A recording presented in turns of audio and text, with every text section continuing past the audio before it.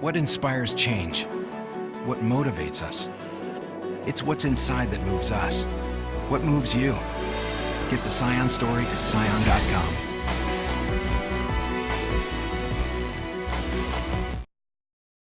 Back in November 2011, PNC reported on the South American little fire ant that was found in Primos Hartville and Jigo by the coconut rhinoceros beetle eradication team.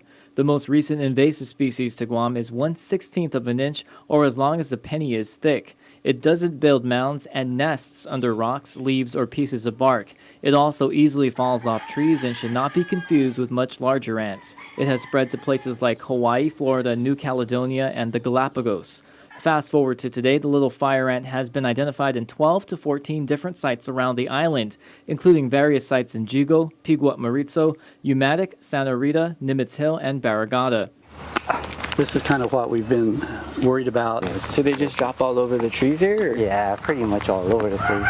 University of Guam entomologist Dr. Ross Miller took us to the home of Barragata resident John Concepcion off Bellow Road to show us what a typical site looks like. Concepcion says he noticed the ants a couple of months ago. We noticed coming out of the jungle that like the back of our neck is always itchy, like some parts of our arms, and we really don't know what's biting us. You know, we can't tell, we can't see them. Once they're established, the price of eradication just goes through the roof. Right. It wasn't until Dr. Miller and his UOG team came to Concepcion's residence did they know what was the problem. They're looking around for the rhino beetles, and they came across the fire ants. Oh, wow. So that's when they educated us about both rhino beetles and fire ants at the same time. Aside from the rhino beetles also infesting their property, Concepcion mentions the fire ants have moved into his brother's home next door.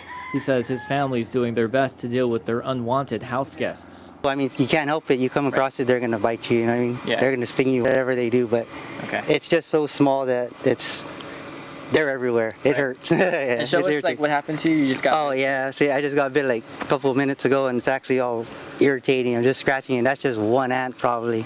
Dr. Miller says the little fire ant infestation is probably 3 to 4 years old. However, it can be eradicated in places like the Concepcion property, which is just around an acre. The problem is that funding to do the eradication work has been a challenge. We've not been very successful, even though we've tried many sources of shaking funds loose to do the eradication.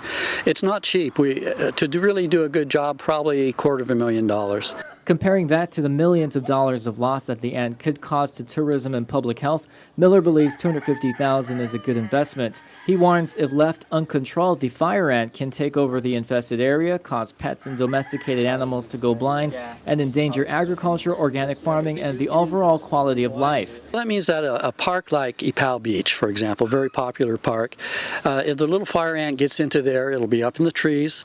As if you sit underneath the trees, the ants are going to fall out when the wind blows, which is most of the time. They'll also be in the grass so that you really can't sit in the grass. You'll be stuck sitting in on the cement pavilions with a spray can. Dr. Miller says they are going to talk with the Guam Visitors Bureau for help. He doesn't think funding has been proposed in any of the upcoming budgets for the next fiscal year. He also says the eradication team already had meetings with the governor and lieutenant governor, and while some money was freed up for the biosecurity division, he says it's not enough. Dr. Miller mentions the devastation the fire ant has caused can be found in Hawaii on the Big Island, where eradication is no longer an option. But how do you eradicate this invasive species? He says EPA-approved pesticide distinguishes bait. Miller describes it as a sticky goop that is sprayed on trees.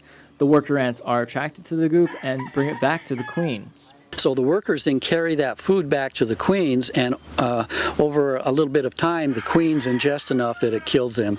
You kill the queen, you kill the reproductive capacity of the colony, and the ants are gone. He explains this process can take at least 2 years, which is more of a reason eradication efforts need to happen as soon as possible. Guam has been through a lot, and this is just another instance that anything that we do that changes the ecology of the island affects us all. Josh Tikenko, PNC News.